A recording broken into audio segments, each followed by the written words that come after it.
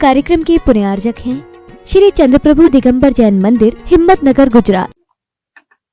नीतिकार और नीति हमें सिखाती है कि दुनिया का कोई भी काम हो वो आपके लिए कठिन नहीं, सरल है।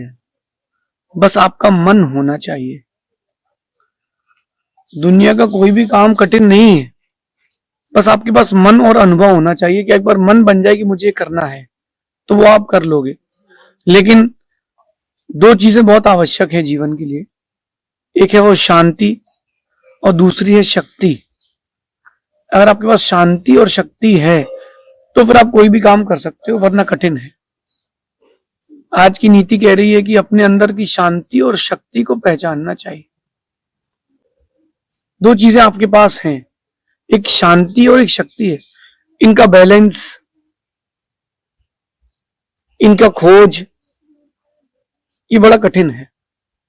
आपके पास शांति है और शक्ति है, आप अपनी शक्ति के ऊपर शांति को हावी कर लेते हैं और अपनी शांति के ऊपर शक्ति को हावी कर लेते हैं, तो आप सफल नहीं हो पाते। जहां जितनी शांति लगाना है वहां उतनी शांति लगाएं, जहां जितनी शक्ति लगाना उतनी शक्ति भी लगाएं। जहां जितना भोजन में नमक डालना उतना नमक डालें, और जहां जितना भोजन में आपको चाशनी डालना हो, शक्कर डालना हो, उतनी चाशनी भी डालें। जहां जितना घी आवश्यक है उतना घी डालें, जितना पानी आवश्यक है पानी डालें। पानी की जगह घी और घी की जगह पानी काम नहीं करेगा।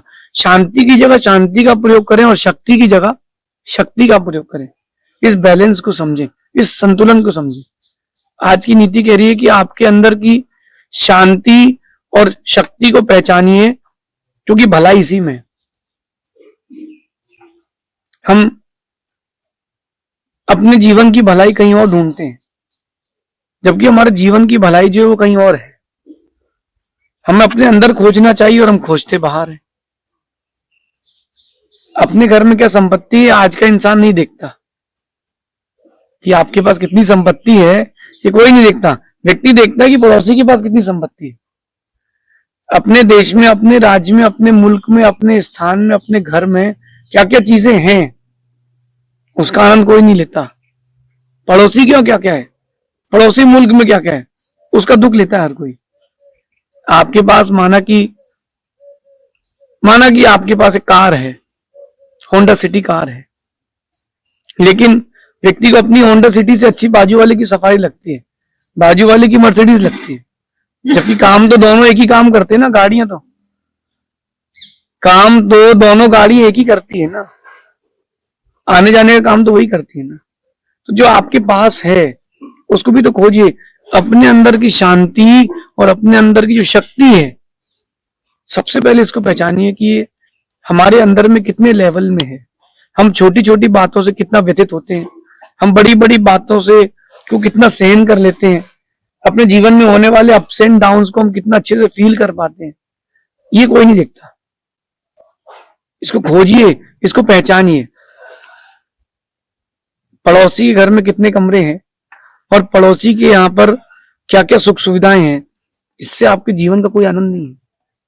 आपके अंदर कितनी सुख सुविधाएं, आपके अंदर कितनी शांति है, आपके पास आपके घर में क्या क्या व्यवस्थाएं हैं, उससे आपको सुख शांति का अनुभव होगा।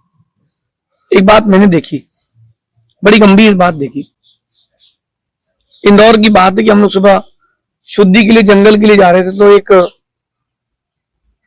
व्यक्ति रोड के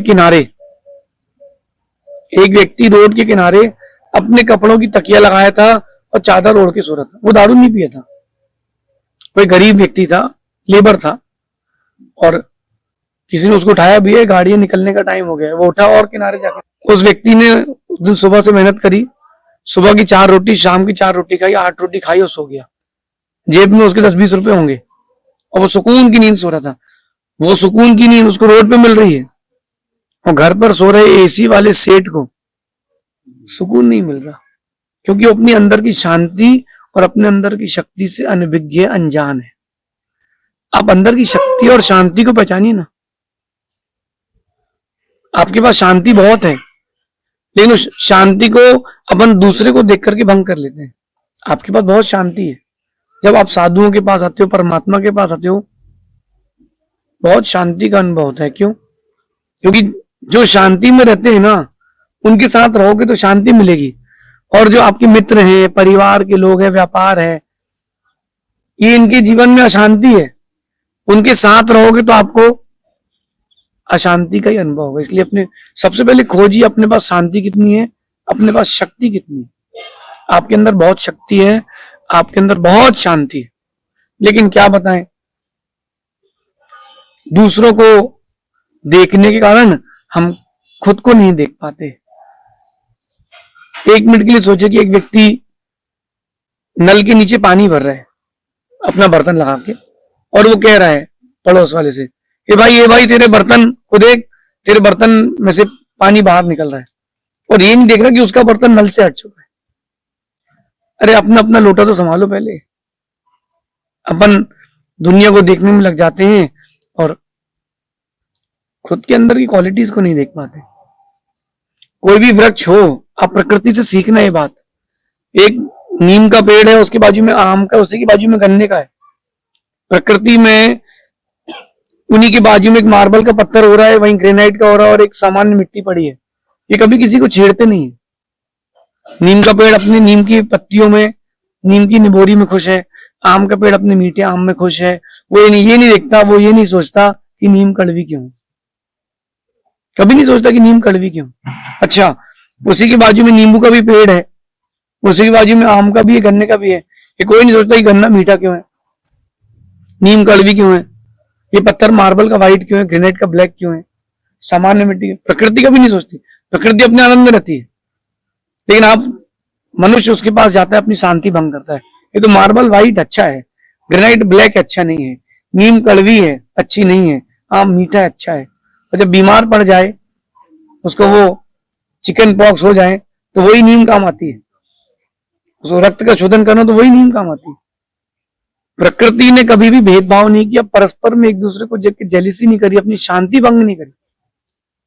प्रकृति ने कभी अपनी शांति भंग नहीं करी, इसलिए प्रकृति थी, है और रहेगी। और आपने अपनी शांति भंग कर ली, इसलिए आप हो। अब भविष्य में कैसे रहोगे पता नहीं। अगर दुनिया की सबसे कोई कीमती वस्तु है तो उसका नाम है मन की शांति। उसका नाम मन की शांति है। साधुओं के सत्संग से आपको क्या मिलता है? मन की शांति। उससे महंगी कोई चीज नहीं है। लाखों करोड़ों रुपए खर्च करके भी मन की शांति को खरीद पाना बहुत कठिन है। लाखों करोड़ों रुपए खर्च करके भी मन की शांति की खोज कर पाना बहुत कठिन, नामुमकिन है। जरा से निमित्त से मन की शांति भंग हो जाती है। जरा से निमित्त से मन की शांति भंग हो जाती है। आज भी अभी इंडिया वर्ल्ड कप हार गई, सबकी मन में अशांति हो गई, और 10 मैच जीती तो शांति हो गई। मतलब आपने अपनी शांति को बाहर डिपेंडेंट कर दिया, जबकि वो इंडिपेंडेंट है, अंदर है। देश जीतेगा, देश हारेगा तो आपकी शांति अच्छी होगी, देश हारेगा तो आपकी शांति भंग होगी। ये नहीं है। आपके परिवार का अच्छा होगा तो आपको शांति है, आपके परिवार में कुछ बुरा हो जाए तो अशांति है। ये शांति नहीं। शांति कहीं और नहीं, आपके अंदर है। अपन खोजते बाहर है। और शांति बनाए रखने के लिए एक बहुत सुंदर बात है कि जो बात आपको अच्छी ना लगे, लोग आपसे 4 बातें करते हैं दुनिया के बारे में, लोगों के बारे में, आपके बारे में भी, तो क्या करना चाहिए? जो बात अच्छी ना लगे उस पर प्रतिक्रिया ना दें, थोड़ी देर के लिए चुप रहे। ओम इग्नोराय नमः। जब कोई व्यक्ति आपसे बात कर रहा हो और आपको उसकी बात अच्छी ना लगे, प्रतिक्रिया ना दें, थोड़ी देर चुप रहें और आगे बढ़ जाएं। मन में यही सोचे कि ओम इग्नोराय नमः, हमें प्रतिक्रिया नहीं देना, हम अभी प्रतिक्रिया देंगे हमारी प्रतिष्ठा चली जाएगी। शांत रहने में फायदा है, लेकिन जहां शांत रहना वहां शांत रहना, और जहां शक्ति प्रदर्शन करना वहां शक्ति प्रदर्शन भी करना। राम ने शांति का जीवन जिया, लेकिन जहां उनको शक्ति का प्रदर्शन करना था, जब सीता का हरण हुआ, भाई भरत का युद्ध हुआ, शत्रुघ्न का युद्ध हुआ, तो उन्होंने अपना शक्ति का प्रदर्शन भी किया, और सामान्य नहीं किया, जोरदार किया। किया कि नहीं किया? जब सीता के साथ वन में थे तो धनुष तो टंगा था, लेकिन किसी का शिकार नहीं किया। फल तोड़ के खाते थे, चावल को खाते थे, भात खाते थे राम। लेकिन पता नहीं आज राम के अनुयायियों को क्या हो गया। राम भात खाते थे, राम भात खाते थे और राम को मानने वाले गुटखा कैसे खाने लगे। अगर आप राम को मानते हो और राम की मानते हो तो ना आप भात, ना आप मांस खाओगे, ना आप गुटखा खाओगे, ना शराब पियोगे। क्योंकि राम को मानते हो और राम की नहीं मानते तो तुम राम को नहीं मानते हो। राम ने शांति का प्रदर्शन भी किया और राम ने अपनी शक्ति का प्रदर्शन भी किया। यही बात आपको सीखना चाहिए कि राम को जब मौका पड़ा तो शांति का जीवन जीने के लिए अयोध्या से निकल करके दंडक वन की ओर चले गए, दक्षिण की ओर चले गए। लेकिन जब उनको लगा कि सीता का हरण हुआ है और अब शक्ति प्रदर्शन की बारी है, तो राम ने अपने सारे अस्त्र शस्त्र बाहर निकाले, सेना का निर्माण किया और चढ़ाई की रावण को, और रावण को जीत के आए। यही आपको करना है। जब कर्म आप पर हावी हो, जहां शांत रहना हो वह शांत रहे, और कर्मों को जीतने के लिए, कर्मों को नीचा दिखाने के लिए अपने अंदर की शक्ति प्रदर्शन भी करें कि मुझ में है, मैं कर सकता हूं, तुम मेरा कुछ नहीं बिगाड़ सकते हो। हम डरते हैं, पीछे हट जाते हैं। तो जहां शांति का प्रदर्शन करना है वहां शक्ति प्रदर्शन कर देते हैं। बच्चे ने 4 बात ऊंची आवाज में बोल दी या कोई चीज तोड़ दी, वहां शक्ति प्रदर्शन कर देते हो। वहां शांति प्रदर्शन करना चाहिए। और जब शक्ति प्रदर्शन की बारी हो, जब कोई आपके धर्म के ऊपर हानि पहुंचाता है या आपके ऊपर हानि पहुंचाता है, तो आप शांति का प्रदर्शन करते हो, तो हानि हो जाती है। नहीं, एक बात मैंने लिखी थी कि अगर आपके अंदर धैर्य, धुन, जुनून, साहस, दृढ़ता और निर्णय लेने की क्षमता है तो आपको विकल्प नहीं करना चाहिए। कल को बदलने की ताकत आपके अंदर है। अगर आपके अंदर धैर्य है, जुनून है, जोश है, साहस है, दृढ़ता है, विश्वास है, ये शक्तियां हैं, सच मानना किसी भी बदलाव के लिए आप अकेले काफी हैं। जो चेंज करना है आपको वर्ल्ड में, दुनिया में जो भी चेंज करना है उसके लिए आप अकेले काफी हैं। लेकिन शक्ति के साथ करें, डरना नहीं, डरने का काम नहीं। जो डरेगा उसका काम कभी नहीं बनेगा। अपने अंदर की शक्ति को प्रकट करें। राम ने शक्ति को प्रदर्शन किया और राम ने अपनी शक्ति प्रकट करी और जीते। एक गांव की बात है कि 2 बच्चे खेल रहे थे, एक 5 साल का था, एक 9 साल का था। जो 5 साल का बच्चा था वो खेलते खेलते, बॉल खेलते खेलते कुएं के पास पहुंचा। कुएं के पास पहुंचा और उस कुएं में मेड़ नहीं थी, बाउंड्रीज नहीं थी, सीधा एक प्लेन सरफेस में था, कुआं था। और पीछे से 9 साल का बच्चा इतना तेज दौड़ गया कि वो रोक नहीं पाया और सीधा कुएं में गिर गया। 9 साल का बच्चा कुएं में है, 4 साल 5 साल का बच्चा बाहर खड़ा है और वो कह रहा है बचाओ। अगर वो 9 साल का बच्चा 10 मिनट और पानी में तो डूब के मर जाएगा, और 4 साल का बच्चा अगर गांव में किसी को लेने जाएगा तब तक तो काम खत्म हो जाएगा। बच्चे ने वहीं अपना साहस दिखाया। पास में एक रस्सी बाल्टी पड़ी थी, नीचे फेंकी, वो कहता चढ़ जा। 4-5 साल का बच्चा 9 साल के बच्चे से कहता तू बाल्टी पर चढ़ जा, वो बच्चा बाल्टी पे चढ़ गया। वो बच्चा बाल्टी पर चढ़ गया और उस बच्चे ने 4 साल 5 साल के बच्चे ने 9 साल के बच्चे को बाल्टी में खींच करके बाहर निकाल लिया। गांव में जब आके उसने बताया कि मैंने इसको बचा लिया, तो लोग कहते पागल है क्या, तू हाइट देख, तुझसे दुगनी हाइट है उसकी, तुझसे दुगना वजन है, कैसे उठा लिया। वो धीरे से कहता है चींटी को देखो, वो अपने जोश, अपने जुनून, अपने साहस, अपनी दृढ़ता, अपने विश्वास के कारण अपने से 100 गुना ऊंचा वजन उठा के निकलती है। तो तुम तो इंसान हो, चींटी से गए बीते हो क्या। तुम्हारे अंदर भी शक्ति है, बस तुम उपयोग नहीं कर रहे हो। तो आप उपयोग नहीं कर रहे हो। एक शांति और शक्ति का कॉम्बिनेशन है, इसको बना के रखना चाहिए, लेकिन आप भूल जाते हो। आप लोगों में से मेरे ख्याल सभी लोग भोजन तो करते होंगे, जो मुझे सुन रहे हैं अभी भोजन करते हैं, संतुलित नहीं करते, इसलिए बीमार होते हैं। पेट क्यों निकल रहा है, असंतुलित भोजन है। ज्यादा आप घी तेल लेते होंगे, थोड़ा बैलेंस्ड लो, बैलेंस लोगे तो बैलेंस बनेगा। ये शांति और शक्ति, इनका ग्रेट कॉम्बिनेशन है, और जिसने कॉम्बिनेशन बनाना सीख लिया उसका जीवन सफल हो गया। शांति और शक्ति, इसका कॉम्बिनेशन बनाना सीखे। एक बात मैंने लिखी कि शांति रखने से शक्ति और पुण्य दोनों बढ़ते हैं। जिसके पास शांति हो उसके पास शक्ति और पुण्य बढ़ता है, और पुण्य जिसके पास बढ़ जाए, शक्ति जिसके पास बढ़ जाए, उसके जीवन में हर काम सिद्ध होते हैं। तो अपना पुरुषार्थ, अपना डेडिकेशन, अपने जीवन का डायरेक्शन अपनी शांति और शक्ति को प्रकट करने पे होना चाहिए। अगर आपने प्रकट कर ली तो दुनिया को जीतने में आपको देर नहीं लगेगी। हमने एक बात लिखी यहां पर कि silence and ignorance and internal power, 3 चीजें हैं। साइलेंस, इग्नोरेंस और इंटरनल पावर है ना, आपकी शक्ति, ये आपकी ग्रेट पावर है। साइलेंस, इग्नोरेंस, इंटरनल पावर, और जो आपके अंदर की शक्ति है, ये ग्रेट पावर्स हैं। अगर आप इनका यूज करते हो तो परमाणु बम की जरूरत नहीं, दुनिया को आप ऐसे ही जीत सकते हो। परमाणु बम से दुनिया को नहीं जीत सकते, दुनिया का विनाश होगा। लेकिन साइलेंस, इग्नोरेंस और आपकी इंटरनल पावर से, ये ग्रेट पावर से आपको जीत दिलाएंगे। और अगर आपने इसका मैनेजमेंट सीख लिया तो आपको दुनिया में कुछ और सीखने की जरूरत नहीं।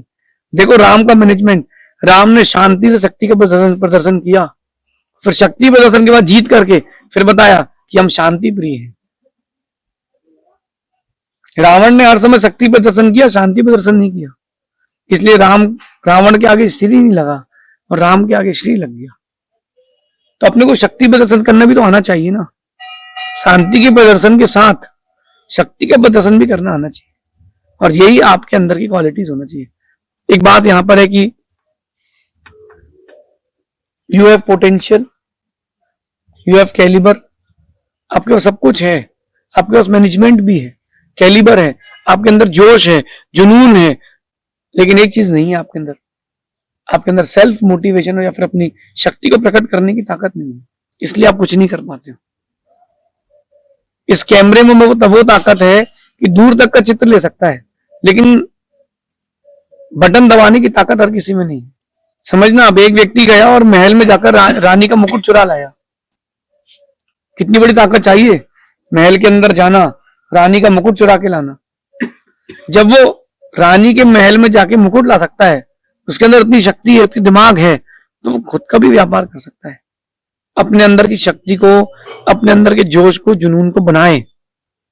शांति का दिन गया, अब समय वो आ गया है कि चीजें मांगने से नहीं मिलती, अब चीजें आपको पुरुषार्थ से मिलती हैं। वो दिन गए कि चीजें मिलती थी, वो दिन गए कि जंगलों में पेड़ होते थे, आम के वृक्ष लगते थे, अब लगाना पड़ता है। अपने अंदर की शक्ति को प्रकट करें, ये भूल जाएं। अपने अंदर की शक्ति को प्रकट करें, ये भूल जाएं कि अब चीजें आपको मांगने से मिलेंगी, अब चीजें आपको पुरुषार्थ करने से मिलेंगी। इस नीति को अपने जीवन में उतारें। You should have your own potential, you should have your own calibre, your attitude, वो आपको जिताएगा। जहां शांति का प्रयोग करना वहां शांति का करें, जहां शक्ति का करना वहां शक्ति का करें। राम बने, राम की जय जयकार करने से कुछ नहीं होगा, राम जैसा बनना भी पड़ेगा। भगवान महावीर ने भी शांति का प्रदर्शन किया और शक्ति का प्रदर्शन किया, ध्यान करके शांति का, और उस ध्यान से, शांति से अपनी शक्ति को प्रकट करके भगवान बनने का उन्होंने प्रदर्शन किया। आप परमात्मा को माने और परमात्मा जैसे बने, ये नीति का उद्देश्य है। भगवान महावीर स्वामी की जय। नीति क्लास, नीति क्लास, नीति क्लास।